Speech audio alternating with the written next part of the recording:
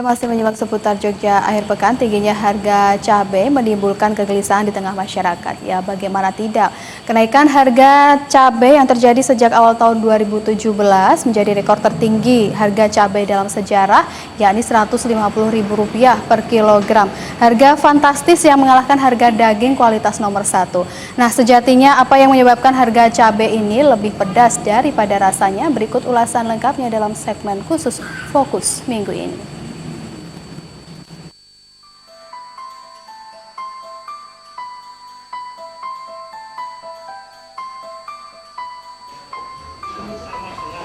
Cabai, salah satu pemberi rasa dalam sebuah masakan ini, dalam beberapa bulan terakhir menjadi perbincangan di tengah masyarakat. Bagaimana tidak, dalam beberapa bulan terakhir harganya terus meroket naik. Meskipun bukan salah satu kebutuhan pokok, mengapa harga cabai bisa sangat tinggi? Faktor cuaca atau mahalnya harga cabai akibat ulah para tengkulak nakal.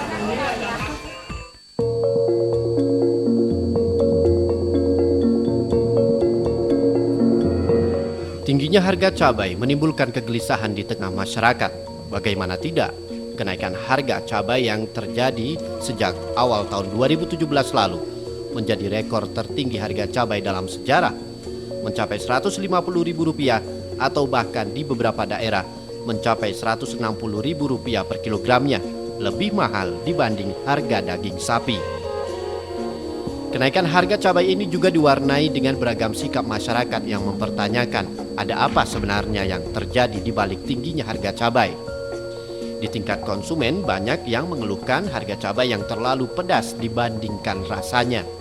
Sementara di tingkat petani, mereka sama sekali tidak mendapatkan keuntungan yang berlipat dari tingginya harga cabai saat ini. Bahkan mereka harus mendapat pekerjaan lain, berjaga malam di sawah agar tanaman cabai miliknya yang siap panen tidak dicuri orang. Sementara beragam kebijakan sudah ditempuh pemerintah, mulai dari melakukan operasi pasar hingga mendorong masyarakat untuk menggiatkan program penanaman bibit cabai di tingkat keluarga. Namun nyatanya kebijakan demi kebijakan tersebut tak mampu mengendalikan tingginya harga cabai di pasaran. Salah satu faktor yang seringkali menjadi kambing hitam adalah faktor cuaca ekstrim dan curah hujan yang tinggi membuat sejumlah daerah mengalami gagal panen. Namun faktanya di lapangan, jumlah pasokan cabai ternyata mencukupi. Lalu mengapa harga cabai justru cenderung stabil tinggi?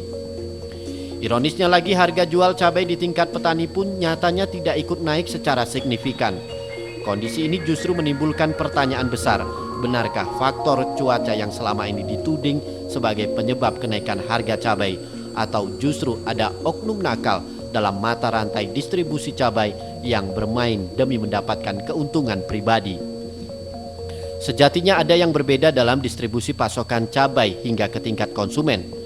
Sebuah studi menyebutkan bahwa mata rantai distribusi cabai di Indonesia sangatlah panjang. Hal ini disinyalir menjadi penyebab mengapa harga cabai mudah dipermainkan.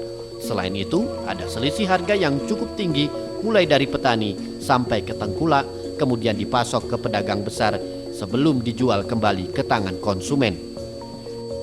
Bisa jadi ada permainan harga, karena seperti yang sudah saya sampaikan tadi, mata rantainya panjang, dan dengan mata rantai yang panjang itu memang kesempatan untuk masing-masing pihak untuk mengambil rent di masing-masing titik begitu, dan itu menjadi salah satu hal yang menjadi penjelas juga mengapa harga cukup tinggi. Karena kalau kita lihat sebenarnya harga itu kan ditentukan oleh supply dan demand ya, jadi kita tidak bisa melihat satu-satu karena supply, karena cuaca, tapi juga karena demand. Tapi kalau kita lihat sekarang ini sepertinya supply dan demand tidak terlalu berlaku, karena memang kita cabai itu di mana saja kan kita bisa melihat ya, tidak ada kelangkaan gitu, tapi harganya cukup tinggi. Sementara dalam kondisi normal, ketika ada kelangkaan harga cukup tinggi, harga akan menjadi tinggi, tapi itu tidak terjadi. Meskipun bukan merupakan salah satu kebutuhan pokok setiap harinya, namun mahalnya harga cabai ini sudah berlangsung cukup lama, tidak saja membawa efek negatif bagi sektor usaha kuliner, namun juga ke sektor lainnya, bahkan mempengaruhi nilai inflasi di setiap daerah. Dampaknya ya barangkali nanti akan ada kebutuhan yang lain yang kemudian dikurangi oleh masyarakat untuk memenuhi kebutuhan tadi, kebutuhan cabai. Nah, seperti itu, karena cabai ini kan inelastis, jadi harga berapapun perubahan harganya, maka tidak akan mempengaruhi konsumsi. Artinya tetap walaupun harganya naik, saya tetap akan mengkonsumsi itu, begitu. Nah, hal tersebut yang kemudian akan memberi dampak kepada rumah tangga miskin ketika mereka harus mengalokasikan pendapatan atau income mereka untuk kebutuhan yang lain dan kemudian terserap untuk cabai, begitu. Kenaikan harga cabai yang berlangsung hampir 3 bulan terakhir ini juga disikapi oleh Ketua Asosiasi Pengusaha Boga Indonesia atau Aspekindo yang sekaligus pelaku usaha kuliner warung spesial sambal Yoyo Heri Wahyono. Pihaknya mengaku sudah tidak tahu lagi harus berbuat apa untuk memutar otak menyikapi tingginya harga cabai saat ini. Sebagai pelaku usaha kuliner dengan menu khas sambal, ia tidak sampai hati jika harus menaikkan harga karena tentu saja berdampak akan kehilangan pelanggan, sementara di sisi lain mengurangi tingkat kepedasan sambal juga pasti beresiko bagi kepuasan konsumennya. Istilahnya untuk mensikapi harga cabai yang luar biasa tidak wajar dan dalam jangka waktu lama ini saya sudah betul emosi karena sudah tidak berhitung masalah bisnis lagi gitu.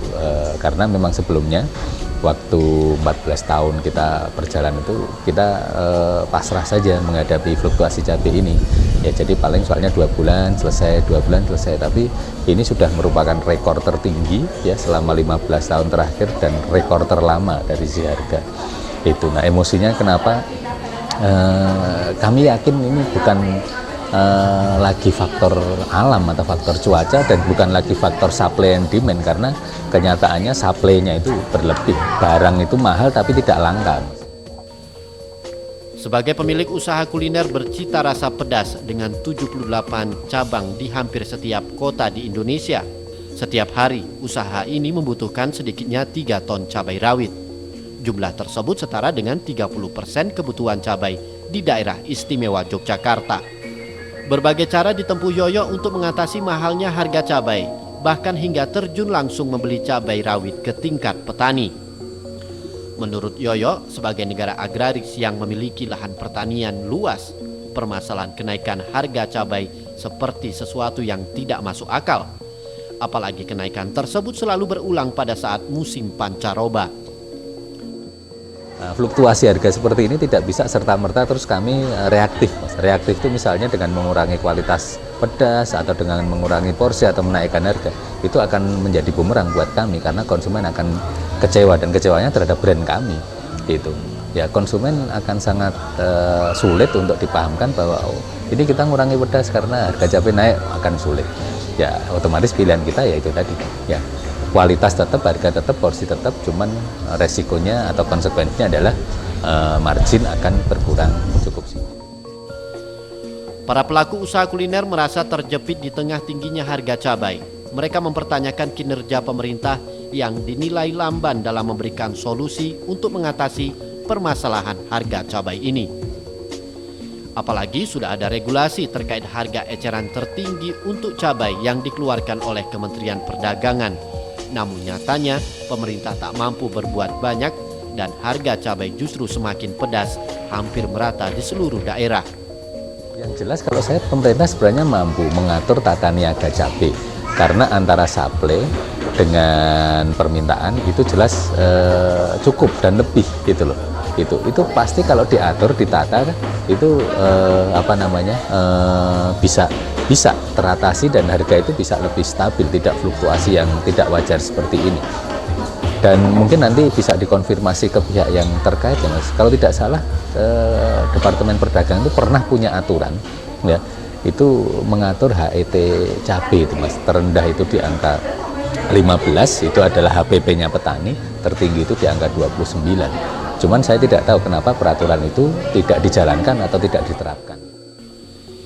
Sementara itu Kepala Dinas Perindustrian dan Perdagangan DIY yang memiliki kewenangan untuk ikut serta memecahkan masalah harga cabai tak menampik jika rekor kenaikan harga cabai hingga berlangsung berbulan-bulan lamanya ini bukan lagi dipengaruhi oleh faktor cuaca, melainkan karena mata rantai yang cukup panjang dalam distribusi cabai di Indonesia. Namun untuk regulasi soal harga eceran tertinggi cabai hanya bersifat sementara dan berlaku hingga Desember 2016 lalu. Belum ada Mas, jadi kalau Untuk harga acuan cabai itu kemarin bulan Desember memang ada, namun itu hanya sampai dengan Desember tahun 2016. Jadi tidak untuk selamanya. Jadi belum ada harga eceran untuk cabai, itu belum ada. Harga acuan saja. Jadi harga acuan yang ada ketetapannya dari Kementerian Perdagangan. Sebagai kepanjangan tangan dari pemerintah, Disperindak juga telah melakukan pengawasan untuk meminimalisir efek yang ditimbulkan dari masalah ini. Hanya saja karena banyak oknum maupun individu yang bermain dalam perputaran harga cabai ini, maka pemerintah tak bisa berbuat banyak dan sulit untuk melakukan kontrol satu persatu di lapangan. Kami selalu melakukan monitoring dan evaluasi bersama-sama dengan TPID, Tim Pengendali Inflasi Daerah. Nah, di sana kami apalagi kalau saat bergejolak harganya, kami selalu ke pasar-pasar, ke kabupaten kota untuk memantau sampai sejauh mana, kemudian stoknya masih seberapa jauh untuk beberapa bulan ke depan, dan seperti itu untuk sistem pengawasan kami.